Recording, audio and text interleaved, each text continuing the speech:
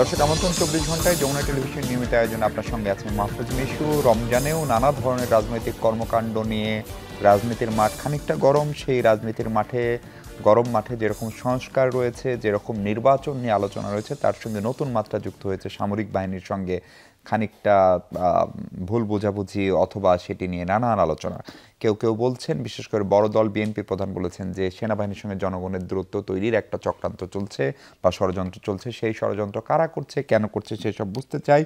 একই সঙ্গে যে নতুন রাজনৈতিক বন্দোবস্তের স্বপ্ন দেখিয়েছিল জুলাই অভ্যুত্থানে নেতৃত্ব দেওয়া তৎকালীন বৈষম্যবিরোধী ছাত্র আন্দোলন, যাদের নতুন দল এনসিপি, তারা সেই নতুন রাজনৈতিক বন্দোবস্তের কেমন নমুনায় বা জাতিকে দেখাচ্ছে সেসব নিয়ে কথা বলবো। সেই সাথে সরকারের কর্মকাণ্ড নিয়েও তো নিশ্চিতভাবে আলোচনা করবো। আলোচনার জন্য আমার সঙ্গে স্টুডিওতে এই মুহূর্তে আছেন আবুল হাসান রুবেল, তিনি নির্বাহী সমন্বয়কারী গণসংহতি আন্দোলন। অনেক ধন্যবাদ আবুল হাসান রুবেল, আমাদের সময় দেওয়ার জন্য কৃতজ্ঞতা জানবেন। আছেন আলাউদ্দিন মোহাম্মদ, তিনি জাতীয় নাগরিক পার্টির যুগ্ম সদস্য সচিব। আলাউদ্দিন, আপনাকেও স্বাগত ও ধন্যবাদ। আমাদের সঙ্গে আরেকজন অতিথি কিছুক্ষণ পরে যুক্ত হবেন, আমরা তখন তার সঙ্গে কথা বলবো। আলাউদ্দিন মোহাম্মদ, আপনাকে আলোচনাটা শুরু করতে চাই। এই যে আজকে একটা নতুন রাজনৈতিক বন্দোবস্তের স্বপ্ন আপনারা আমাদেরকে দেখিয়েছেন। ধরেন জুলাই আগস্টের যে গণ অভ্যুত্থান, সেটা কোটা থেকে শুরু হলেও সেখানে একটা রাষ্ট্র সংস্কারের স্বপ্ন বা একটা রূপরেখা আমাদের সামনে ছিল, যেটির নেতৃত্ব আপনারা দিয়েছেন।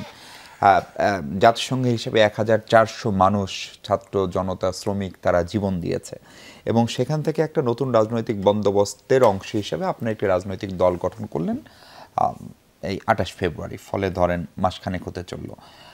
এখন এই নতুন রাজনৈতিক বন্দোবস্তকে এটা বিভিন্ন সময় আমরা জানার চেষ্টা করেছি। আমরা যেমনটা বুঝেছিলাম আপনাদের আগের কথা থেকে, যে প্রচলিত অর্থে আওয়ামী লীগ যা যা করেছে, বিএনপি যা যা করে, যেমন নেতা এলাকায় গেলে অনেক লোক তাকে সংবর্ধনা দিবে, বড় বড় তোরণ নির্মাণ হবে, পেছনে অনেক গাড়ি থাকবে, তাই না? ফলে এই বিষয়গুলো থাকবে না, নেতাদের পারস্পরিক দ্বন্দ্ব কলহ থাকবে না, দলের অভ্যন্তরে গণতন্ত্র থাকবে। এই জায়গাগুলো থেকে আপনারা ঠিকঠাক আছেন এই এক মাসে? ধন্যবাদ। আপনার মাধ্যমে যারা দেখছেন তাদেরকেও শুভেচ্ছা জানাচ্ছি।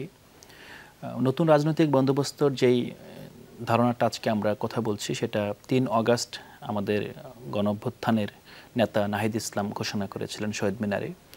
তো সেইখানে যে নতুন রাজনৈতিক বন্দোবস্তের যেই ধারণাটা কিংবা দাবিটা ছিল, সেটা মূলত বাংলাদেশ দীর্ঘ একটা ফেসিবাদী ব্যবস্থার মধ্যে নিমজ্জিত ছিল, যেখান থেকে নির্বাচন কিংবা কোনো গণতান্ত্রিক প্রক্রিয়ার মাধ্যমে বের হয়ে আসাটা অসম্ভব একটা ব্যাপার ছিল। তো সেই জায়গা থেকে যখন গণ অভ্যুত্থান ঘটে গিয়েছে, যখন জনগণ রাস্তায় নেমে এসেছে এবং একই সাথে যখন ফেসিবাদী সরকার, স্বৈরতান্ত্রিক সরকার নিরস্ত্র জনগণের উপর শত্রু কায়দায় গুলি চালিয়েছে, তখনই কিন্তু এই দাবিটা এসেছে যে না, আসলে এই যে রাজনৈতিক বন্দোবস্ত, যে বন্দোবস্ত ক্ষমতার জন্য নাগরিককে হত্যা করতে পারে, সেটা থেকে মুক্তি লাভ করতে হবে। একই সাথে যে ফেসিবাদী কাঠামো আছে, যে কাঠামোর অংশ শুধুমাত্র সরকার নিজেই না, বরং এখানে যে আমলাতন্ত্র আছে, এখানে যে বিদ্যমান যে প্রতিষ্ঠানগুলো আছে, ইনক্লুডিং আপনি যেটা সবাই বলছেন, মূলত আমরা যারা নাগরিক আছে, আমাদের মধ্যেও কিন্তু ফেসিবাদের বীজ বপন করা হয়ে গিয়েছে দীর্ঘদিন ধরে। এখন আমরা যখন পরিবর্তন চাই, যখন পরিবর্তনের কথা বলি, পরিবর্তনটা কিন্তু একাধারে নিজের বিরুদ্ধেও কিন্তু একটা পরিবর্তন, যে আমার যেই অবচেতনে আমি যে সত্তাটা লালন করি, যেভাবে সমাজে আমরা যে ইন্টারাকশন করি বিভিন্ন পক্ষগুলোর মধ্যে, অথবা সামাজিক সম্পর্কগুলোর মধ্যেও কিন্তু একটা স্বৈরতান্ত্রিক প্রবণতা, একটা ফেসিবাদী প্রবণতা আছে। প্রেক্ষাপটটা আমরা জানি। ধরেন আমি যদি খুব সহজ করে উদাহরণ দিই, ধরেন হান্নান মাসুদ সাহেব, তিনি আজকে আহত হয়েছেন একটু আগে, সেটি নিয়ে আমরা আলোচনা কথা বলবো। তিনি এর আগে এলাকায় গেলেন, কতটি যেন তরুণ করলেন, ৬৮টা বা ৮৬টি, সেটি নিয়ে আলোচনা হলো। আজকে জনাব সার্জিস আলম সাহেব তার নিজের এলাকায় গিয়েছেন, হেলিকপ্টারে গিয়েছেন, সেটি নিয়ে অনেকে সমালোচনা করছেন। ১৩০টি বা ৩৫টি গাড়ি তাকে স্কট করেছে, সেটি নিয়ে আলোচনা হচ্ছে। আপনারা ইফতার আয়োজন করছেন বিদেশিদের সম্মানে, এবং সেই ইফতার আয়োজনেও গতানুগতিকতা, বড় দেশগুলোর যারা রাষ্ট্রদূত বা অ্যাম্বাসেডার, তারা নেতাদের পাশে বসছেন, কেউ কেউ একটু কানে কানে কথা বলছেন। এই জিনিসগুলো আমরা গত ৫৩ বছর আসলে দেখেছি। বিএনপি এরকম করেছে, আওয়ামী লীগ এরকম করেছে, জাতীয় পার্টিতে করে, জামাতও এরকম করে। ফলে একই রকম কাজকে আপনারাও করবেন নাকি এটাই আসলে নিয়ম? না, এখানে যে বিষয়গুলো আপনি সামনে তুলে এনেছেন, সেটা মূলত আচার ব্যাপারটা, যেটা বাহিরে দেখি, কিন্তু মূলত আসলে পরিবর্তনটা কিন্তু শুধু আচারেই নয়, বরং পরিবর্তনটা আসতে হবে ভেতর থেকে। যেমন আমরা যেইভাবে দল গঠন করেছি, দল গঠন প্রক্রিয়ার দিকে যদি তাকান, আমরা হুট করে গণঅভ্যুত্থানের পরপর দল গঠন করি নাই। আমরা মার্কেটে অথবা আমরা যদি বলি জনপরিসরে সার্ভে করেছি, মানুষের কাছে গিয়েছি, মানুষের কথা শুনেছি, এবং দলের যে নামটা দেওয়া, এই নামটাও কিন্তু জনগণের কাছ থেকে নেওয়া। তো এভাবে বিভিন্ন ধরনের আমরা পরিবর্তন আমাদের মধ্যে আছে। ইভেন আমরা নিজেরাই আসলে পরিবর্তন, এটা আমরা বলি আসলে, যে মূলত যেই ব্যাপারগুলো হান্নান মাসুদের ক্ষেত্রে ঘটেছে কিংবা সার্জিস আলমের ক্ষেত্রে ঘটছে, তো সেই জিনিসটাই কিন্তু জাতীয় নাগরিক পার্টি কিংবা নতুন যে রাজনৈতিক দল, এটার আসলে মূল পরিচয় না, আসলে মূল ভিত্তি না। এটাকে আমরা সরাসরি যে আমরা কন্ডেম করব তাও না। আসলে বাংলাদেশের মানুষের যে সাইকোলজি, মানুষের যেই নির্বাচনী যে এখানে একটা কালচার আছে, কালচারটা কিন্তু আপনি সামহাও আপনি এখানে এড়াতে পারবেন না। যদিও আমরা সব সময় চাই যে এই জিনিসটা পরিবর্তন হোক। যেমন আপনারা যদি একটা বিষয় বলেন, হান্নান মাসুদের উপর আজকে হামলা হয়েছে, কিন্তু তার আগেও হান্নান মাসুদ এমন একজন ব্যক্তি, আমরা সবাই জানি যে বাংলাদেশে আপনারা যারা খোঁজ খবর রাখেন, যে সবাই বলে যে সবার আগে আসন কনফার্ম করেছে হান্নান মাসুদ, বলে যে যদি কেউ একজনও জিতে আসতে পারে সেটা হলো হান্নান মাসুদ। কেন? কারণ জনগণ তাকে গ্রহণ করেছে, একই সাথে সে জনগণের কাছে নিজেকে গ্রহণযোগ্য করে তুলতে পেরেছে। এখন জনগণ গ্রহণ করার ভিত্তিটা কি এবং এটা মেসেজ সিগন্যালটা কি? আসলে তার মানে তরুণ নির্মাণ এগুলো কাজ করে, গাড়ির শোভাযাত্রা এগুলো কাজ করে, এবং এগুলোকে পলিটিক্যাল টুল হিসেবে আপনারাও আমাদের ফ্যাসিস্ট আওয়ামী লীগ বা বড় দল বিএনপি, জামাত ইসলাম, জাতীয় পার্টির মতো আপনারা এগুলোকে কাজে লাগাতে চান? না, আমরা এই বিষয়টা আপনি যেভাবে ব্যাখ্যা করছেন ঠিক সেটা না। আমি বলছি রিয়েলিটি কাজ করে, মানে জিনিসটা হলো যে জনগণ কিন্তু সবসময় দেখে যে আসলে আমি যার পিছনে যাচ্ছি, whether he is capable or not, যে সে কি আমাকে রক্ষা করতে পারবে। এখন এইটার একটা বড় আপনার সিগন্যাল হলো যে যে কনস্টিটিউয়েন্সি থেকে ইলেকশন করবে অথবা করতে চাচ্ছে, সেখানকার মানুষ তাকে কীভাবে গ্রহণ করছে। কারণ একজন যদি নেতা এনজিওর মতো ঘরে ঘরে গিয়ে আপনার সারা বছর কাজ করে, কিন্তু তাকে কিন্তু একটা জনসভা করতে হয়, একটা কিন্তু শোডাউন দিতে হয়। কিসের জন্য? সবাইকে জানাতে হয় যে দেখো, নট অনলি মাসল পাওয়ার, মানুষকে দেখানোর জন্য যে আমার সাথে এই মানুষগুলো আছে যারা নিজের পরিচয়, যেমন একজন নেতার পিছনে দাঁড়ানো মানে কিন্তু একই সাথে আরেকজন নেতাকে সে শত্রু অথবা তাকে মনে করছে আমি তোমার কাছ থেকে সরে এসেছি। এই যে একটা সিদ্ধান্ত, এই সিদ্ধান্তটা কিন্তু অস্বীকার করা যাবে না। জনগণকে আপনি ডেমনস্ট্রেশন অথবা শোডাউন অথবা আমি যেভাবে বলি ধরেন নেতার পিছনে দাঁড়ানো, এটা তো গোপনের কাজ না, এটা সত্যিকার অর্থে এটা প্রকাশ্য বিষয়। এবং প্রকাশ্য বিষয়টার যে ভাষা আছে, যেটা কি ব্যানারের মাধ্যমে প্রকাশিত হবে নাকি এটা সে গাড়ির শোভাযাত্রার মাধ্যমে প্রকাশিত হবে, সেই ভাষার পরিবর্তন আমরাও চাই। কিন্তু বিদ্যমান যেই পরিবর্তনগুলো মানে অথবা আমরা দেখতে পাচ্ছি না, এখনই আমাদের সক্ষমতা নেই। আরেকটা বিষয় দেখেন, আমাদের তো শুধুমাত্র 2-4 নেতা না, হ্যাঁ আমাদের বাকি যারা আছেন তাদের দিকেও যদি তাকান, দেখবেন যে যারা আসলে নীরবে কাজ করছে তাদের কাজগুলো আপনি সামনে আনার মতো তেমন কিছু পাবেন না। একদম পরিষ্কার। জি, আপনার বক্তব্য পরিষ্কার। আমি রুবেল ভাই, আপনি এই ধরেন নতুন রাজনৈতিক বন্দোবস্তের কথা আপনারা তারও আগে থেকে বলেন, আমার মানে এনসিপি হওয়ার অনেক আগে থেকে, ফলে সেই নতুন রাজনৈতিক বন্দোবস্তের পথে আমরা হাঁটছি কিনা এবং সে হাঁটলে সে হাঁটাটা কতটুকু সঠিক আছে? ধন্যবাদ। প্রথমত আমরা বলি যে আমরা একটা নতুন রাজনৈতিক বন্দোবস্ত, এই কথাটা বহু বছর থেকে আসলে এটা আমরা বলছি, এটার একটা বাস্তব কারণ আছে। কারণ হচ্ছে বাংলাদেশে যে রাজনৈতিক বন্দোবস্ত ছিল সেই রাজনৈতিক বন্দোবস্ত এখানে ফ্যাসিবাদের উন্মেষ ঘটিয়েছে। এককেন্দ্রিক একটা ক্ষমতা কাঠামো, সাংবিধানিক ক্ষমতা কাঠামো, যেই সাংবিধানিক ক্ষমতা কাঠামো আসলে সমস্ত জায়গায় তার ডালপালা বিস্তার করেছে। ধরেন এটা আপনি মানে সরকারের দিক থেকে দেখবেন, বিভিন্ন ধরনের বাহিনীগুলোর দিক থেকে দেখবেন, কিংবা আমলাতন্ত্রের দিক থেকে দেখবেন, আর্থিক ক্ষমতা কার হাতে আছে, কার হাতে অর্থের মানে যোগান আছে, এই জায়গা থেকে দেখবেন। তারপরে ধরেন মানে ক্ষমতার প্রদর্শনীর জায়গা থেকে দেখবেন এই যে আরেকজনকে ট্যাগিং করে তাকে মানে কর্নার করে দেওয়া, যেগুলো আমরা দেখেছি বিভিন্ন সময়। এই সমস্ত কিছু মিলাই কিন্তু এই বন্দোবস্তটা ছিল। এই বন্দোবস্তের বাইরে আসতে হলে আসলে এই সমস্ত কিছুকেই আসলে ত্যাগ করতে হবে, ধরেন বাতিল করতে হবে। ধরেন আপনার অর্থের উৎস কি, এই বিষয়ে প্রশ্ন করলে রেগে যাওয়া যাবে না। মানে আমি দেখছি তো ইদানিংকালে এই প্রশ্ন করলেই অনেকে রেগে যাচ্ছেন, মানে এটা রেগে যাওয়া যাবে না। তো আপনার অর্থের উৎস কি, এটা জনগণের জানার অধিকার আছে এবং এই বিষয়ে স্বচ্ছতা থাকতে হবে। 1, 2 হচ্ছে যে ধরেন আপনি যেই কথাগুলো বললেন যে গাড়ির বহর কিংবা একটা জায়গা খুবই গুরুত্বপূর্ণ, যে এগুলো এক অর্থে উনি যেটা বলেছেন ঠিক, যে এগুলো হচ্ছে আসলে পাতা, আসলে মূলের বা শেকড়ের জায়গা কোথায়। এই শেকড়ের জায়গাটা হচ্ছে যে আপনি রাজনৈতিক এবং অর্থনৈতিক যে জায়গা থেকে এই জায়গাগুলো তৈরি হয়, সেই জায়গায় কেউ হাত দিচ্ছেন না এখনো পর্যন্ত। ধরেন আমি বলছি যে সংস্কারের কথা বলছি, আমরা সবাই বলছেন, মানে ইনক্লুডিং মানে এটা সরকার বলেন, এটা রাজনৈতিক দলগুলো বলেন, সবাই বলছে। কিন্তু এই সংস্কারটা আসলে কিসের সংস্কার? এবং আসলে প্রত্যেকটা দলের কাছ থেকে যদি আপনি মানে আলাদা আলাদাভাবে তারা কোন সেক্টরে কি সংস্কার করবে, কিভাবে তাদের পরিকল্পনা, ধরেন মানে ঐক্য কমিশন কিছু দিয়েছে, সেটা তো একটা রাষ্ট্রের কাঠামোগত সংস্কার। এর বাইরেও কিন্তু অনেক ধরনের সংস্কার আছে। তার বিষয়ে আপনার কৃষি বিষয়ে আপনার সংস্কার কি, আপনি বাজার কিভাবে নিয়ন্ত্রণ করবেন, কিভাবে চাঁদাবাজি নিয়ন্ত্রণ করবেন, বাংলাদেশের এগুলো তো গুরুত্বপূর্ণ সমস্যা, মৌলিক সমস্যা। তো এইগুলোকে আপনি কিভাবে নিয়ন্ত্রণ করবেন এই বিষয়ে আপনি জিজ্ঞেস করেন, বেশিরভাগ দেখবেন যে এটার কোনো উত্তর নেই। কারণ এই বিষয়ে কারণ চিন্তাটা তারা করেন নাই বেশিরভাগ।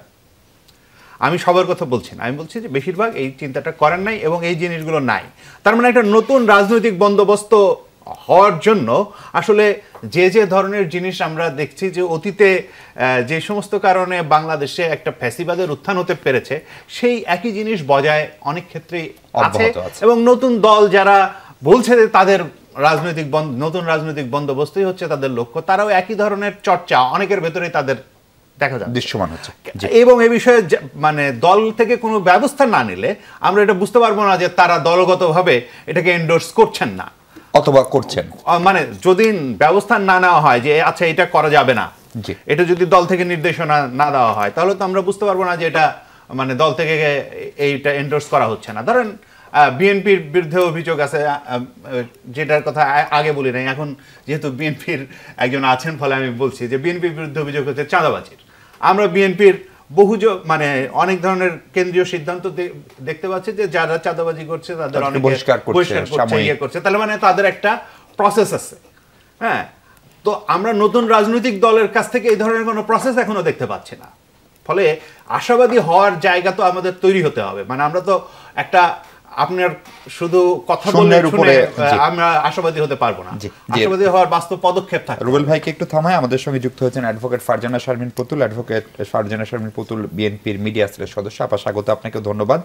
আপা, আমরা কথা বলছি নতুন রাজনৈতিক বন্দোবস্তটা আসলে কেমন, বিশেষ করে আওয়ামী লীগের টানা 4 মেয়াদ, 3টা পূর্ণ মেয়াদ এবং পরের যেটুকু সেটুকু থেকে একটা ফ্যাসিজমের উদ্ভব, ব্যক্তির প্রাধান্য, প্রশাসনের সঙ্গে সরকারের মিলে যাওয়া, রাজনৈতিক নেতাদের আচার আচরণ, অর্থনৈতিক যে অপশাসন, সেসবের বিপরীতে একটা নতুন রাজনৈতিক বন্দোবস্তের কথা আমাদের গণসংহতি আন্দোলনের নেতারা অনেক আগে থেকেই বলছিলেন, কিন্তু সেটা বেশি আলোচিত হয়েছে জাতীয় নাগরিক পার্টির নেতৃবৃন্দ, যারা জুলাই গণঅভ্যুত্থানের নেতৃত্ব দিয়েছেন। আপনার দলের আপনারাও সবাই তার পেছনে প্রকাশ্যে বা অপ্রকাশ্যে নামে বা বেনামে ছিলেন।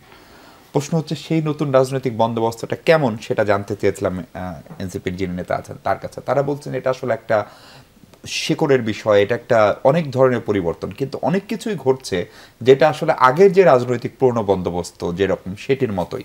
আপনারা আসলে নতুন রাজনৈতিক বন্দোবস্তটাকে কিভাবে দেখেন? অনেক ধন্যবাদ মিশু ভাই, এবং আমি দুঃখিত আসলে আসতে একটু দেরি হয়ে গেছে আমার পথে ট্রাফিকের কারণে। আমি ছোট ভাই ও যেটা বলেছে যে এটা আসলে শেকড়ের বিষয়, আমি ওর সাথে একেবারেই একমত। যে কোনো বন্দোবস্ত যদি আপনাকে পরিবর্তন করতে হয়, আপনাকে শেকড় থেকেই পরিবর্তনটা আনতে হবে। এবং সবার আগে মনোজগতে যে পরিবর্তনটা প্রয়োজন, সেটা আমাদের রাজনৈতিক কালচারে পরিবর্তন প্রয়োজন, আমাদের রাজনৈতিক চিন্তাভাবনায় পরিবর্তন প্রয়োজন। আমাদেরকে নতুন বন্দোবস্ত বলতে জিনিসটা অনেক বেশি আপনার অ্যাবস্ট্রাক্ট মনে হয়, বাট আমরা যদি ছোট ছোট করে দেখি যে আমরা আসলে কোনটা চাচ্ছি কোনটা চাচ্ছি না, কোনটাকে অ্যাপ্রিসিয়েট করব কোনটাকে অ্যাপ্রিসিয়েট করব না, সেই জায়গাগুলো যদি আমাদের কাছে স্পেসিফিক থাকে, তাহলে কিন্তু বন্দোবস্ত সম্পর্কে আমাদের কোনো এলোমেলো চিন্তাভাবনা থাকার কথা না, আমরাও স্পেসিফিক হয়ে যেতে পারি। কিন্তু সমস্যাটা যেখানে হয়ে যাচ্ছে যে আমরা একটি রাজনৈতিক বন্দোবস্ত নতুন করে বা নতুন প্রেক্ষাপটে আনার জন্য আমাদের কোন কাজ থেকে শুরু করা প্রয়োজন, শেকড়টা কোথায়, সেই শেকড়ের জায়গায় না গিয়ে আমরা উপরে ডালপালা নিয়ে আসলে ওর কথা মতো যেটা বলছি সেটাই আমরা অনেক বেশি ব্যতিব্যস্ত হয়ে আছি। আমাদেরকে পিক অ্যান্ড চুজ করতে হবে যে what is much more important right this moment. এই সময় আমার একটি নতুন রাজনৈতিক বন্দোবস্ত তৈরি করতে হলে আমাকে কোন জায়গাটা আগে হাত দিতে হবে। অবভিয়াসলি হচ্ছে যে জনগণের যে অধিকারগুলো, যে মৌলিক অধিকারগুলো আছে, যে অর্থনৈতিক অধিকার আছে, যে রাজনৈতিক অধিকার আছে, যে নতুন প্রেক্ষাপট তৈরি হওয়ার সম্ভাবনা তৈরি হয়েছে 5ই আগস্টের পরে, এই সম্ভাবনাময় প্রেক্ষাপট যেন কোনোভাবে ভিশিয়েট না হয়ে যায়। সেটা হচ্ছে আমাদের রাজনৈতিক বন্দোবস্ত তৈরির জন্য আগে আমাদের ওই জায়গাটাকে স্টেবল করতে হবে। স্টেবল হওয়ার পরে আপনি আস্তে আস্তে এগোতে পারবেন, কিন্তু ওই স্টেবল জায়গাটাকে আনস্টেবল করার জন্য বিভিন্ন মহল থেকে বিভিন্নভাবে কিন্তু অনেক ধরনের অপতৎপরতা চলছে।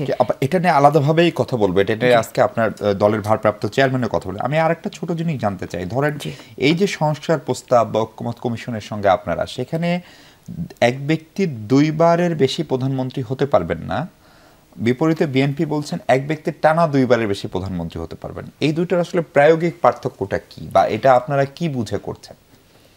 দেখুন, আসলে এটার পেছনের ইন্টারপ্রিটেশনটা কি, অবজেক্টটা কি, কি চাচ্ছে দল, এটা হচ্ছে যে ফ্যাসিজম যেন ক্রিয়েট হতে না পারে। যেটা আমরা দেখেছি যে বাংলাদেশের প্রেক্ষাপটে, রাজনৈতিক প্রেক্ষাপটে, যেটা আপনি বললেন যে 3টি টার্ম বা 4টি টার্ম একটি সরকার ক্ষমতাটাকে এমনভাবে কুক্ষিগত করেছিল যার কারণে কিন্তু ফ্যাসিজম ক্রিয়েট হয়েছিল এবং সমস্ত ক্ষমতা কিন্তু একজন কেন্দ্রিক ঘোরাফেরা করত।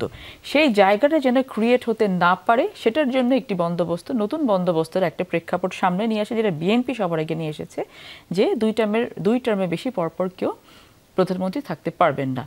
যদি এটার প্রয়োজনে আরও কোনো সংস্কারের প্রয়োজন আসে সেটা বিএনপি করতে রাজি আছে, কিন্তু অবজেক্টটা কি, আমাদের পার্সপেক্টিভটা কি, যে আমরা আর ফ্যাসিজম ক্রিয়েট হতে দেব না, এটা হচ্ছে কথা। সেই জায়গাটাতে যেই বন্দোবস্ত করলে ভালো সেটাই আমরা করব। সো এটা ইন্টারপ্রিটেশন বিভিন্ন ধরনের হতে পারে, কিন্তু আপনার ইন্টারপ্রিটেশন করার সময় আগে দেখতে হবে যে ইন্টেনশনটা কি আছে, এই অবজেক্টটা নিয়ে আসার পেছনে আমার উদ্দেশ্যটা কি আছে। উদ্দেশ্য হচ্ছে আমি ফ্যাসিজম ক্রিয়েট হতে দেব না। সো এরকম কিন্তু শুধু একটা না, অনেকগুলো বিষয় নিয়ে কিন্তু বিএনপি সামনে রেখেছে। আপা ধরেন রুবেল ভাই টানা পরপর 2 বার প্রধানমন্ত্রী হলো, তারপর রুবেল ভাই এক টার্ম গ্যাপ দিল, দিয়ে তার পরের বার আবার রুবেল ভাই প্রধানমন্ত্রী হলো, মানে এক টার্ম বাদ দিয়ে 3য় বার হতে পারবে, তাই তো? মানে আপনাদের যে প্রস্তাব। আর আলী রিয়াজের কমিশন বলছে আমেরিকার মতো, যিনি 2 বার প্রধানমন্ত্রী হয়ে বা সরকার প্রধান হয়ে যাবেন তিনি আর কখনোই প্রধানমন্ত্রীর জন্য কন্টেস্টই করতে পারবেন না। তো ফলে এইটা নিয়ে আপনাদের আপত্তিটা আসলে কোন গ্রাউন্ডে, এটা একটু বুঝতে চাই। আমাদের আপত্তিটা এখানে কিন্তু খুব জোরালো কোনো আপত্তি দেওয়া হয়নি বা সেই ধরনের কোনো ইন্টারপ্রিটেশনে কিন্তু আসে নাই। আপত্তির জায়গাটা হচ্ছে যে একটি টার্ম প্রধানমন্ত্রী হওয়া বা একটি টার্ম প্রধানমন্ত্রী না থাকার মাঝখানে যে সময়টুকু আছে এখানে কিন্তু অনেক পরিবর্তন চলে আসে। সো বাংলাদেশের রাজনৈতিক প্রেক্ষাপটে হুইচ ওয়ান ইজ সুইটেবল সেটাকে আমাদেরকে পিক অ্যান্ড চুজ করতে হবে। সো আমেরিকার সাথে কিন্তু বাংলাদেশের তুলনা করলে হবে না, আমাকে বাংলাদেশের বর্তমান প্রেক্ষাপটে বাংলাদেশের জন্য কোনটা সুইটেবল হবে সেটা কিন্তু নিয়ে আগাতে হবে। I think I am clear. জি, আপনার বক্তব্য ক্লিয়ার। আপা, তারেক রহমান সাহেব আজকে বলেছেন সেনাবাহিনীকে জনগণের মুখোমুখি দাঁড় করানোর একটা ষড়যন্ত্র চলছে। প্রশ্ন হচ্ছে যে এই ষড়যন্ত্রটা আসলে কে করছে, কারা করছে, কিভাবে করছে, সেটা নিয়ে আসলে ভারপ্রাপ্ত চেয়ারম্যান সাহেব কি বোঝাতে চাইলেন সেই প্রসঙ্গে আমরা আপনাদের 3 জনের সঙ্গে আলাপ আলোচনা করবো। দর্শক, তার আগে ছোট্ট একটা বিরতি নিই। দর্শক, আরেকবার স্বাগত 24 ঘন্টা। আমরা কথা বলছি সেনাবাহিনী জনগণ মুখোমুখি দাঁড় করানোর যে বিষয়টি জনাব তারেক রহমান বললেন, এই দাঁড়টা আসলে আপনার কারা করাচ্ছে, কেন করাচ্ছে এবং এটা কেন করাবে, এটি করে আসলে লাভটা কি? এই প্রশ্নটা একটু ডিফারেন্ট। আসলে ষড়যন্ত্র কারা করে তারা তো বলে ষড়যন্ত্র করে না, এবং অলওয়েজ এর একটা ছায়া, একটা ব্যাকগ্রাউন্ডে কিছু একটা থাকে। বিষয়টা হচ্ছে যে খুব কাঁচাভাবে, খুব অপরিপক্কভাবে কিছু কিছু ফেসকে ব্যবহার করা হচ্ছে, ধরে নেওয়া হচ্ছে যে এদেরকে দিয়ে বলালে হয়তো কাজ হবে, এবং তারাও হয়তো সেই ফাঁদে পা দিয়ে ফেলছে। তো সমস্যাটা হয়ে গেছে কি, যে ষড়যন্ত্র যেটাই চলুক না কেন এই ষড়যন্ত্রগুলো ধরা পড়ে যাচ্ছে এবং ধরা পড়ে যাবে। কারণটা হচ্ছে যেটা, যে বর্তমানে আপনি দেখেন যে বাংলাদেশে এখন এই বর্তমান বাংলাদেশের সবথেকে গুরুত্বপূর্ণ 2জন ব্যক্তি, একজন হচ্ছেন আমাদের প্রধান উপদেষ্টা, একজন হচ্ছেন সেনাপ্রধান। এই 2জন মানুষকে নিয়ে যে বক্তব্যগুলো বিগত 2-3 দিন ধরে বিভিন্ন মাধ্যমে চলাফেরা করছে, এটা কোনো সুস্থ রাজনৈতিক কালচারে কি এটা গ্রহণযোগ্য কিনা আমার 1 নম্বর প্রশ্ন। 2 নম্বর প্রশ্নটা হচ্ছে যে এই যেটাকে ইনজেক্ট করা হলো, মাঠে ছেড়ে দেয়া হলো, একবার বলা হলো, বলে আবার উইথড্র করা হলো, তারপর আবার কাউন্টার একটা ন্যারেটিভ তৈরি করা হলো, সেটাকে নিয়ে বিভিন্ন ধরনের পত্রপত্রিকায় লেখালেখি, আমরা কথা বলছি, বিশ্লেষণ চলছে। সো এই যে একটা টালমাটার অবস্থা তৈরি করা হয়েছে, এটা তো অবশ্যই একটা ষড়যন্ত্রের পার্ট, এবং এই ষড়যন্ত্রটা 5 তারিখের পর থেকে আমরা যখন যেই চ্যানেলে বসেছি, যাদের সাথে কথা বলতে বসেছি, যত টেবিলে বসেছি, আমরা কিন্তু বারংবার বলেছি এই ষড়যন্ত্র কিন্তু চলবে। এই ষড়যন্ত্র চলবে এই কারণে, কারণ যাদেরকে এই দেশ থেকে বিদায় নিতে হয়েছে তাদের গুটি কতক মানুষ বিদায় নিয়েছে, অনেকেই তো এখনো বিরাজ করছে এখানে। সো তারা কিন্তু চাইবে যে কোনোভাবে মাথা চাড়া দিয়ে ওঠার জন্য, এবং আলটিমেট যে এই গণ অভ্যুত্থানের যেই উদ্দেশ্যটা ছিল, গণ অভ্যুত্থানের প্রেক্ষাপটের কারণে আমরা যা চাচ্ছি, আমাদের চাওয়াটাকে ভিশিয়েট করার জন্য তারা আলটিমেটলি কাজ করবে। তারা প্রতিনিয়ত আজকে এটা কালকে ওটা ষড়যন্ত্রগুলো তারা চালু রাখবে। সো আমরা যদি আমরা কনসিয়াস, আমরা সিটিজেন হয়ে থাকি, not being a political party, বা আমরা রাজনীতি করতে হবে তা না, আমাদের প্রত্যেকটা নাগরিককে কিন্তু এটা মাথায় রাখতে হবে যে আসলে আমরা কি চেয়েছিলাম, কোন দিকে আগাচ্ছি, সেই আগানোর জন্য আমাদের কোন কাজটা করতে হবে। কারণ আজকে যে ফোর্সটা এত বড় গণ অভ্যুত্থানে একটি সামনের সারিতে দাঁড়িয়ে লিড দিল, আপনি চিন্তা করে দেখেন তো 6 মাস আগে তাদের জনপ্রিয়তা আর আজকে দাঁড়িয়ে তাদের জনপ্রিয়তা, এটা তো ইন্টেনশনালি তাদেরকে কিন্তু ডিগ্রেড করা হচ্ছে, ইচ্ছে করে কিন্তু তাদের এই ফোর্সটাকে নষ্ট করার জন্য কাজ করা হচ্ছে। কিন্তু আমরা যারা নষ্ট হচ্ছে, আমরা কিন্তু জিনিসটা বুঝতে পারছি না, আমরা কিন্তু পা দিয়ে ফেলছি। ধরেন আপনি আমি বসে আলোচনা করছি, আমার কাছে মনে হলে এই বিষয়টা কিন্তু খুব চটকদার একটা বিষয়, আমি বিষয়টা বলতে পারি। একজন খুব পরীক্ষিত রাজনীতিবিদ, একজন খুব দক্ষ রাজনীতিবিদ, একজন প্রাজ্ঞ রাজনীতিবিদ কিন্তু সেটা বলবে না, সে চেপে যাবে। কারণ আমরা জানি যারা রাজনীতিক অল্প বিস্তর করি, যে রাজনীতি পর্দার অন্তরালে যতখানি হয় তার খুব অল্প সংখ্যক কিন্তু পর্দার সামনে আসে।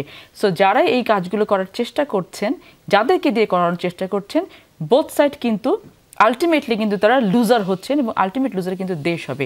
সো ষড়যন্ত্র যেটা হচ্ছে, তবে এতটুকু আপনি মাথায় রাখবেন, আমি জানি যে বাংলাদেশের জনগণ কিন্তু এত বোকা না যে ষড়যন্ত্রই করুক না কেন, এই 24-এর অভ্যুত্থান যে জন্য হয়েছে, জুলাই অভ্যুত্থান, এই অভ্যুত্থানের যেই প্রেক্ষাপটটা ছিল, যে মনের আকাঙ্ক্ষাটা ছিল, এটা কোনোভাবেই কেউ অফিসিয়েট করতে পারবে না কোনোদিনও। জি, আলাউদ্দিন আপা যে জায়গায় আলোচনাটা নিয়ে গেলেন, যে ধরেন একটা জনাব তারেক রহমান সাহেব আজকে বলেছেন যে দেশে একটি অস্থিরতা তৈরি হয়েছে, মানুষ চায় স্থিরতা ফিরে আসুক, এবং আপনারাও বারবার ঐক্যের কথা বলেন।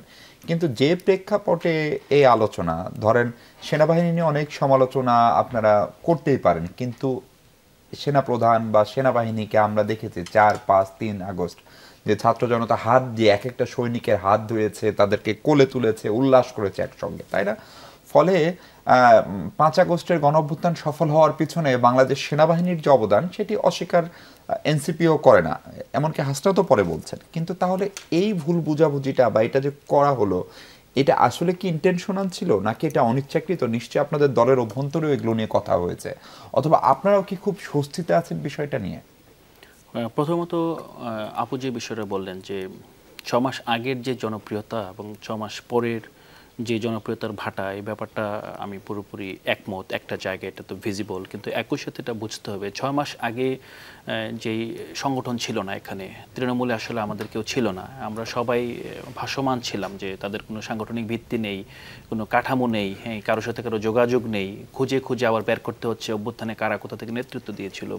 এখন 6 মাস পরে কিন্তু সত্যিকার অর্থেই এনসিপি কিংবা জাতীয় নাগরিক কমিটি কিংবা বৈষম্যবিরোধী ছাত্র আন্দোলন কিংবা অন্যান্য যে সংগঠনগুলো গড়ে উঠেছে, তারা কিন্তু সত্যিকার অর্থেই এই জমিনে শেকড় গাঁথা শুরু করেছে, এবং তারা অন্যান্য যে রাজনৈতিক দলগুলো আছে কিংবা এখানে যে পাওয়ার ডায়নামিক্সের অংশ হচ্ছে, একই সাথে তারা অনেকের জন্যই ক্ষমতায় আরোহণের হুমকি হয়েও দেখা দিচ্ছে।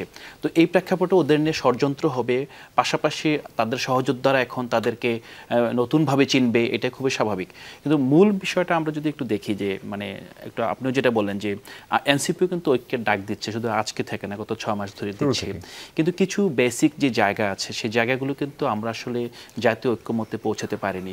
কেন পারিনি এটা জাতির সামনে ক্লিয়ার। আপনি যদি আমাকে আবার বলতে বলেন আমি বলতে পারি, বাট বেসিক যেগুলো রাষ্ট্রপতির অপসারণ, নতুন সংবিধান, তারপর জুলাই ঘোষণাপত্র, এই সবগুলো ব্যাপারে কিন্তু আমরা দেখি যে গণঅভ্যুত্থানের যে শক্তিরা, যারা আসলে রাজনৈতিক দলের সাথে ছিল না, যারা পরবর্তীতে এনসিপি করেছে একটা বড় অংশ, তো তারা কিন্তু এই জায়গাগুলোতে কোঅপারেশন পায়নি। না পাওয়ার কারণে আওয়ামী লীগের নিষিদ্ধকরণ, তাদের বিচার এবং সত্যিকার অর্থে জুলাই গণহত্যার যে বিচার হতে পারে, হবে, এই বিচারের প্রশ্নে কিন্তু একটা সংশয় দেখা দিয়েছে। পাশাপাশি যে আমরা যে নতুন সংবিধান চেয়েছিলাম, নতুন সংবিধান যদি নাও হয়, একটা ন্যূনতম পক্ষে যে মৌলিক সংস্কারের যে জায়গাটা, এই জায়গাটা কিন্তু আমরা ধীরে ধীরে দেখছি এটা ধূসর হয়ে আসছে। আমরা কিন্তু সংস্কারের মানে বড় দলগুলোর কাছ থেকে বড় ধরনের কোনো আমরা স্টেপ দেখতে পাচ্ছি না। এই কারণে কিন্তু আমরা দেখেন যে যারা এই তরুণ শক্তি আছে, তারাও কিন্তু কিছু কিছু জায়গায় ঐক্যমত্যের প্রশ্নে হতাশ, তাদের সহযোদ্ধাদের ব্যাপারে হতাশ যে আসলে আমরা সাপোর্ট পাচ্ছি না। এবং কিছু কিছু জায়গায় আমরা বলবো যে সরকারের কিছু উদ্যোগ দরকার ছিল, যে এগুলো সরকার ব্যর্থ হয়েছে।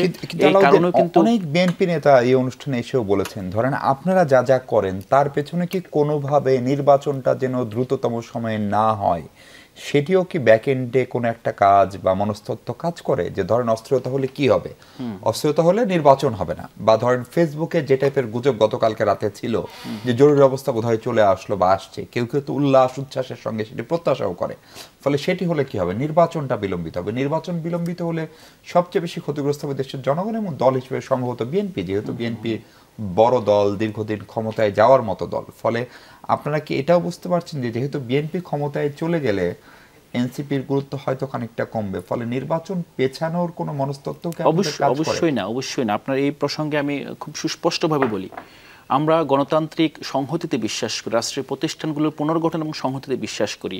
আমরা এটা জানি যে যদি রাষ্ট্র স্টেবল না হয়, প্রতিষ্ঠানগুলো যদি শক্তিশালী না হয়, তাহলে আসলে নির্বাচন যদি পিছিয়ে যায়, তাহলে আসলে শুধু এনসিপি না, এই রাষ্ট্র ক্ষতিগ্রস্ত হবে, গণঅভ্যুত্থানের পক্ষে শক্তি ক্ষতিগ্রস্ত হবে, সবাই। তো আমরা এই বিষয়টা পুরোপুরি আমরা একেবারে জেনে বুঝেই আমরা একটা অবস্থান নিয়েছি। আমরা কখনোই বলি না যে আমরা নির্বাচনের বিপক্ষে, নির্বাচন পিছিয়ে দেওয়ার পক্ষে। আমরা একটা জায়গায় আমরা বারবার স্মরণ করে দিচ্ছি, জুলাই গণহত্যার বিচার বাংলার জমিনে সংঘটিত হতে হবে এবং ইন্টারিম সরকারের সময়ই একটা ভিজিবল বিচার আমরা দেখতে চাই। বিচার একটা ধারাবাহিক প্রক্রিয়া, কিন্তু একটা জনগণের কাছে আস্থাটা আসতে হবে যে এই যে একটা গণহত্যা হয়েছে, গণহত্যার বিচারটা শুরু হয়েছে। তো এইটা পাশাপাশি যে সংস্কারের ব্যাপারটা, আমরা কিন্তু চাচ্ছি দ্রুত সংস্কার। আমরা কিন্তু বারবার কখনোই বলছি না যে সংস্কার বিলম্বিত হোক, আমরা চাচ্ছি যে একটা সাবস্টেন্সিয়াল সংস্কার এখনই হোক। সংস্কার হওয়ার পর নির্বাচনটা এমনভাবে হোক যে নির্বাচনটার পরে আসলে আমরা এখন যেভাবে আছি, নির্বাচনের পরও যাতে কোনো ধরনের আপনার নির্বাচন নিয়ে কোনো বিদ্যমান পক্ষ অস্পষ্টতা না থাকে। জি রুবেল ভাই, আমি যখন আলোচনাগুলো শুনছিলাম পুতুল আপার এবং আলাউদ্দিনের, আমার কাছে মনে হচ্ছে খুবই সেম টোনেই তারা কথা বলেন, কিন্তু একটা বিশাল দূরত্ব। ধরেন নির্বাচন, সংস্কার, বিচার, এটা নিয়ে খুব সুনির্দিষ্ট কোনো রূপরেখা আপনাদের কাছে আছে কিনা জানি না, আমার কাছে নাই, মানে কোনো পক্ষের কাছ থেকে নেই। ফলে আপনারা সেটি প্রত্যাশা করেন কিনা, এবং সেরকম একটা টাইম ফ্রেম ধরে একটা রূপরেখা যদি কোনো একটা পক্ষ দিত বা যদি ঐক্যমতে আসা যেত, তাহলে এই ষড়যন্ত্র তত্ত্ব বা ষড়যন্ত্র নিয়ে যে আলোচনা, সেটি না করে কি গঠনমূলক আলোচনা করারও সুযোগ থাকতো কিনা আমাদের? হ্যাঁ, গঠনমূলক আলোচনা করার সুযোগটা আসলে আমাদের থাকার কথা ছিল। এবং আমি একটু মানে ধরে যাক যে একটু ওনারা দুজনই খুবই ভালো বলেছেন, তার উভয়ের সঙ্গেই আমি একমত অনেক ক্ষেত্রেই। কিন্তু কয়েকটা বিষয় নিয়ে আমি একটু বলতে চাই। যে প্রথমত হচ্ছে যে আমরা এই যে এই গত কয়েকদিন ধরে যে গুজব, এই গুজবের উৎসটা আসলে কি? দেশে এরকম মানে ফেসবুক শুধু না, আপনি তার আগে দেখবেন যে এটা হচ্ছে ইন্ডিয়ান কয়েকটা মিডিয়াতে এরকম খবর এসছে। সেইটা বাংলাদেশে কারা সরবরাহ করছে? যারা সবচেয়ে অ্যান্টি ইন্ডিয়ান বলে পরিচিত সেই গ্রুপ আবার এটা সরবরাহ করছে। মানে এইটা আমি কখনো মেলাতে পারি না সাইকোলজিটা কি, যে ইন্ডিয়ান এই মানে গুজব যে ছড়াচ্ছে সবচেয়ে অ্যান্টি ইন্ডিয়ান বলে পরিচিত সে, আবার এটার ভেতরে কেউ ঢুকে যাচ্ছে। মানে আমি মনে করি যে হয়তো না বুঝেই মানে কেউ ঢুকে যাচ্ছেন, সেইটার ভেতরে আবার একটা ভিন্ন মত দেখা দিচ্ছে। কিন্তু সার্বিকভাবে দেশে অস্থিতিশীলতা তৈরি হচ্ছে। শুধু এইটা না, ধরেন এর আগে আমরা বিভিন্ন জায়গায় মব সৃষ্টি করে বিভিন্ন যে ধরনের আক্রমণ দেখেছি, সেইটা কিন্তু আবার এই কয়েকদিন নাই। এই গুজব যখন তৈরি হয়েছে তখন আবার ওইটা নাই। তার আগে আমরা মাজার ভাঙচুর থেকে শুরু করে বিভিন্ন ধরনের কার্যক্রম দেখেছি। এক একটা ফেজ যাচ্ছে, কিন্তু মূল কথাটা হচ্ছে দেশকে স্থিতিশীল হতে দেওয়া হচ্ছে না। অর্থাৎ এই যে একটা সংস্কারের প্রক্রিয়া কি হবে, এটা মোটামুটিভাবে এক ধরনের মানে সরকার মানে সিদ্ধান্ত নিয়েছে, কমিশনগুলো গঠন করেছে। মানে আমরাও প্রথমেই গিয়ে এটা বলেছিলাম যে কমিশন গঠন করার কথা। আচ্ছা, কমিশন গঠন করেছে, এখন আচ্ছা এটার ভেতর দিয়ে এক ধরনের সংস্কারের জায়গায় আসবে। এখন এই সংস্কারের জায়গায় আসলে সংস্কারটা কিভাবে হবে? সংস্কারটা নিশ্চিতভাবে একটা জাতীয় ঐক্যমত্যের ভিত্তিতে হতে হবে, এবং এই জাতীয় ঐক্যমত্য নিয়ে তো আসলে সমস্যা। এখন প্রত্যেকেই বলতে পারেন যে আমি জাতীয় ঐক্যমত্য করতে, উনি একটা অভিযোগ করলেন যে জাতীয় ঐক্যমত্য করতে পারছি না কারণ কোনো বড় দল এটা করছে। আমরা জাতীয় ঐক্যমত্যের কথা বলতে বলতে একেবারে মানে কি বলা যাইতে পারে যে আমাদের গলা শুকিয়ে গেছে। কিন্তু আমরা দেখছি যে জাতীয় ঐক্যমত্য হওয়ার জন্য যে প্রক্রিয়াটা, এই প্রক্রিয়াটা ওনারাও ভঙ্গ করেছেন। বৈষম্য বিরোধী ছাত্র আন্দোলনের ভেতরে সবাই ছিল। একটা পর্যায়ে ছাত্রদের একটা কমিটি গঠন করা হলো, মানে কতটা ছাত্র সংগঠন এবং মানে আরো ছাত্র সংগঠন ব্যতীত যারা সকলে মিলে বৈষম্য বিরোধী ছাত্রদের সাথে এইটা একটা কমিটি গঠন করা হলো ছাত্রদের, এটা কোনো ফাংশন করে নাই কিন্তু। এবং এই ক্ষেত্রে দেখা যাবে যে আসলে সাড়া পাওয়া যায় নাই বৈষম্য বিরোধী ছাত্রদের পক্ষ থেকে। ফলে এই ধরনের জিনিস আছে। আমরা যখন কথা বলি দলের পক্ষ থেকে যখন কথা বলি তখন আমাদের ছাত্র সংগঠন হিসেবে বারবার আমাদের বলে যে আপনারা ওদের এত মানে ইয়ে করেন, কিন্তু ওরা তো আমাদের সাথে ন্যূনতম কথাবার্তাও বলে না। এই যে জায়গাগুলো তৈরি হয়েছে, এই তৈরি হওয়াটা কিন্তু ছোট ছোট জিনিস থেকে অনেক বড় জায়গায় তৈরি হয়। আসলে ব্যাপারগুলো কিন্তু এরকম ভাবেই ঘটে যে আপনি অনেক ছোট জায়গায় এমন কাজ করেন যার ফলে এটা বড় জায়গায় একটা মানে অনেক পার্থক্য তৈরি হয় এবং পরস্পরের মুখ দেখা দেখি বন্ধ হয়ে যায়, একজন আরেকজনের বিপক্ষ হয়ে যায়। প্রথম থেকেই এই জায়গাগুলো কিন্তু আসলে বিভিন্নভাবে তৈরি হয়েছে। আজকে এসে আমরা যখন এটা দেখছি যে এই পার্থক্যগুলো অনেক বড় আকারের ফাটলে পরিণত হচ্ছে, তার আগে থেকে এই জায়গাগুলো অনেক আগে থেকে তৈরি হওয়া শুরু হয়েছে। রুবেল ভাই, এই দূরত্ব যদি বাড়তেই থাকে, আজকে আপনার দলের সমন্বয়কারী জোনায়েদ সাকিব তিনিও বলেছেন যে এইটা হলে আসলে কার লাভ, মানে এইটার সুবিধাটা নেওয়ার জন্য কোন গোষ্ঠীটি প্রস্তুত আছে, মানে এই সুবিধাটা দেশি বিদেশি সেটি নিয়ে আমরা আপনার কাছে শিখবো। তার আগে আবার একটা বিরতি নিয়ে দর্শক আমাদের সঙ্গে থাকবেন নিশ্চয়ই। দর্শক আরেকবার স্বাগত 24 ঘন্টায়। আবুল হাসান রুবেল আছেন আমাদের সঙ্গে, নির্বাহী সমন্বয়কারী গণসংহতি। রুবেল ভাই, আপনি যে প্রেক্ষাপটটা বলছিলেন, এই ঘটনায় আসলে কার লাভ হচ্ছে এবং কারা ক্ষতিগ্রস্ত হচ্ছে? আমি মনে করি প্রথম ক্ষতিগ্রস্ত হচ্ছে দেশ, এবং ক্ষতিগ্রস্ত হচ্ছে বাংলাদেশের জনগণ। এবং এইখানে আমাদের দেশের যে স্থিতিশীলতা আসা দরকার ছিল সেই স্থিতিশীলতাটা আসছে না। একটা গণতান্ত্রিক পথে যে আমাদের যাত্রা শুরু হতে পারত সেটা পিছিয়ে যাচ্ছে। এবং এইটার সম্ভাব্য লাভবান হতে পারে কারা? যাদেরকে আসলে আমরা এই আন্দোলন করে জীবন দিয়ে তাড়িয়েছি তারা আজকে উল্লাস প্রকাশ করছে, করছে, এগুলো দেখে তো আমাদের বোঝা উচিত এবং আমাদের এটাকে বলে যে একটু হুঁশ ফেরা উচিত যে আসলে আমরা যা করছি তাতে যদি আসলে আমাদের ভেতরকার ডিভাইডেশনটাকে বাড়িয়ে তুলি এবং এমন পরিস্থিতি তৈরি করি যাতে লোকজন মনে করে যে না, এর চেয়ে বরং ওই রকমই ভালো ছিল, মানে অন্ততপক্ষে এত গণ্ডগোল তো ছিল না, এরকম যদি লোকের ভেতরে ধারণা আসে, তাহলে এইটা আসলে আমাদের, যদিও মানে এই যারা এটা মনে করছে তাদের ভেতরে অনেকেই আছে তাদের সিম্প্যাথাইজার, কিন্তু তারপরেও এটা মানে তাদেরকে একেবারে তো উড়াই দেওয়া যাবে না, দেশের জনগণের অংশ তো তারা।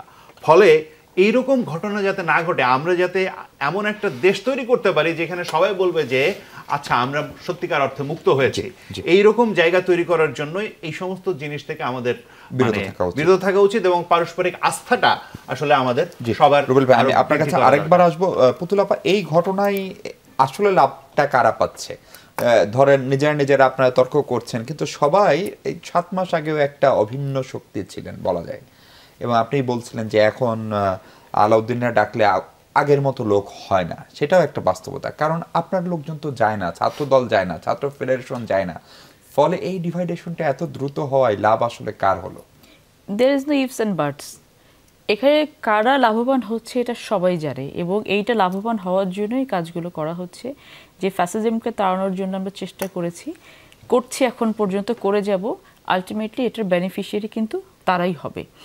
সো এখানে আমাদেরকে যদি আমি একটু আগেও যেটা বলেছি যে শুধু রাজনীতিবিদরা, রাজনৈতিক দল না, দেশের সাধারণ জনগণও যদি এখন কশাস না হয় তাহলে কিন্তু এটা আলটিমেটলি আমাদেরকে ভোগ করতে হবে। 2-3টে জিনিসের উপর আমি একটু দৃষ্টিপাত করব। যে আলাউদ্দিন বলার চেষ্টা করেছিল যে সংস্কারটা দ্রুত করার জন্য। কোনো সংস্কার দ্রুত হয় না। বিচার যেমন আপনি দ্রুত করতে পারবেন না, এটা তার ডিউ কোর্স অফ টাইমে শেষ হতে হবে। সংস্কারকে আপনাদের সময় দিতে হবে। যদি আপনি সাস্টেইনেবল কোনো সংস্কার চান, আপনি দ্রুত কোনো কিছু করতে পারবেন না, আপনাকে প্রসেসের মধ্যে দিয়ে যেতে হবে। এবং একটা রূপরেখার কথা আপনি বলছিলেন যে রূপরেখা কেউ দেয় না, এটা কথাটা ঠিক। আমি স্টেটমেন্টের ফলস স্টেটমেন্ট, কারণ বিএনপির কাছে নির্দিষ্ট রূপরেখা আছে। বিএনপি সেই রূপরেখা বাস্তবায়নের জন্য রাষ্ট্র সংস্কারের এবং সেটা বাস্তবায়নের জন্য পলিসি তৈরি করছে। নির্বাচন কমিশন, সাংবিধানিক কমিশন তারা দিচ্ছেন না, তারা এখন দিতে পারবেন না এটা। কারণ তারা অনেক কিছু নিয়ে বসে আছেন। আমি শুরুতেই যে কথাটা বলেছি, আপনাকে পিক অ্যান্ড চুজটা করতে হবে, টু বি ভেরি স্পেসিফিক, যে এই মুহূর্তে আমার দেশের জন্য কোন জিনিসটা প্রয়োজন। আমি যদি এখন বসে বসে চিন্তা করি বাংলাদেশের নাম চেঞ্জ করতে হবে, বাংলাদেশের নাম চেঞ্জ করে আপনি বাংলাদেশের জন্য খুব বেশি বেনিফিটেড কোনো কিছু করতে এখন আপনি পারবেন না। আপনাকে কি করতে হবে, বাংলাদেশে মানুষের ভোটাধিকার নাই, ভোটাধিকার কীভাবে ফিরে নিয়ে আসবে, যেটা চাঁদাবাজের কথা বলছিলেন। বাংলাদেশের মানুষের মনস্তাত্ত্বিক জগতে যে চিন্তাধারা দেওয়া হয়েছে যে তুমি যদি ক্ষমতার আশেপাশে থাকো তোমার ভাই দুনিয়ার কোনো কিছু চিন্তা করার কোনো প্রয়োজন নেই, তো আপনি ওখান থেকে কিভাবে মানুষকে ব্যাক করাতে পারেন, এই মৌলিক জায়গাগুলোকে হাত দিতে হবে। আপনি কি করে এটা ওভারনাইট করবেন? সংস্কার শব্দের সাথে দ্রুত শব্দের একেবারে এটা সামঞ্জস্যপূর্ণ কোনো কিছু না। সো আপনাকে স্পেসিফিক ওয়েতে টাচ করতে হবে এবং আপনার সমস্ত প্রবলেমের সলিউশন একদিনে হবে না, কিন্তু আপনি শুরু করতে পারবেন একটি নির্বাচনের মাধ্যমে, গ্রহণযোগ্য নির্বাচনের মাধ্যমে, যেখানে পাবলিক ম্যান্ডেট দিবে একটি দলকে বা অনেকগুলো দলকে যারা সংসদে গিয়ে এই জনগণের প্রতিনিধিত্ব করবে এবং কাজ করবে দেশের জন্য। আমি আরেকটা বিষয় নিয়ে আলাপ করবো, সেই কারণে আমি আলাউদ্দিন আপনার কাছে একটু আসতে চাই। এই যে নির্বাচন এবং আপা স্পষ্ট করে বলছেন সংস্কার এবং দ্রুত শব্দ দুটো একসঙ্গে যায় না, একই সাথে বিচারও দ্রুত যায় না, কিন্তু আপনারা স্পষ্ট করেছেন যে আপনারা একটা মিনিমাম সংস্কার চান এবং নির্বাচনটার একটা দৃশ্যমান পরিস্থিতি চান, মানে ভিজিবল চান, তারপরে নির্বাচন।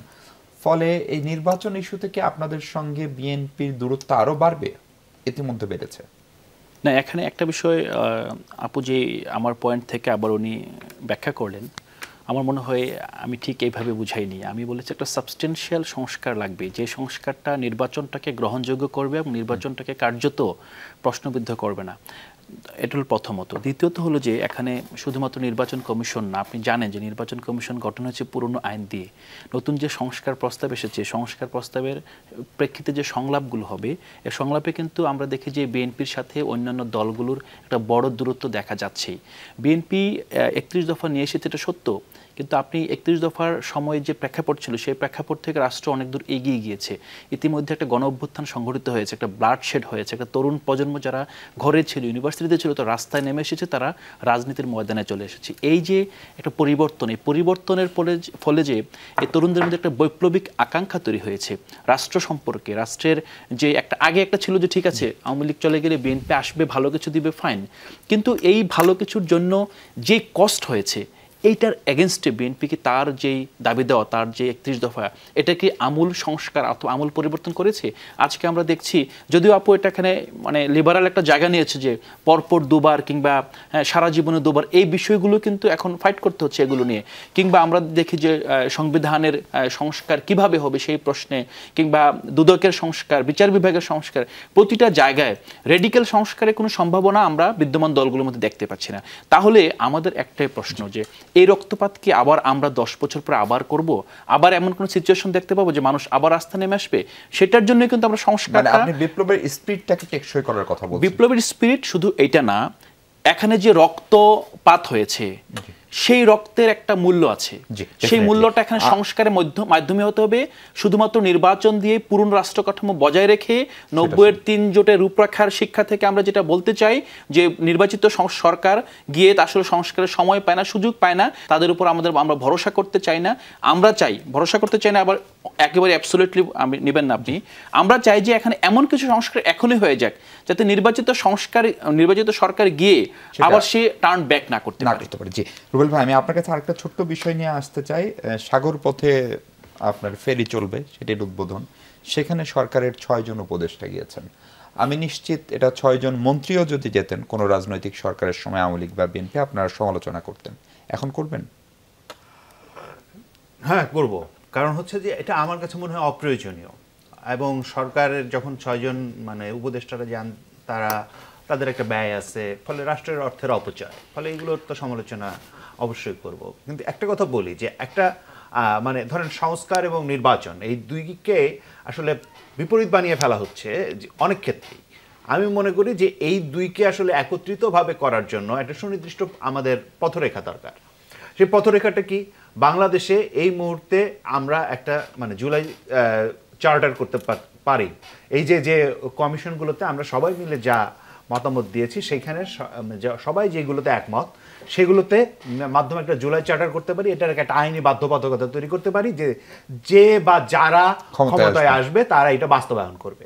তারপরে এই যে আগামী নির্বাচনটাকে আমরা একটা, যেহেতু এটা ব্যাখ্যা করলে আরো অনেক ব্যাখ্যা করা যায়, খুব সংক্ষেপে বলছি যে একটা সংবিধান সংস্কার পরিষদের নির্বাচন আকারে যদি আমরা করি, সবাই যদি সংস্কার চাচ্ছি, তাতে জনগণের যে আকাঙ্ক্ষা, যে রক্তের যে আকাঙ্ক্ষা, সেটা যাতে থাকে, এই জায়গাটা যদি আমরা করি, তাহলে আমার মনে হয় যে, এবং সেই সরকার একই সঙ্গে সে সরকারও চালাবে, আবার এই সংস্কারের কাজগুলো করবে।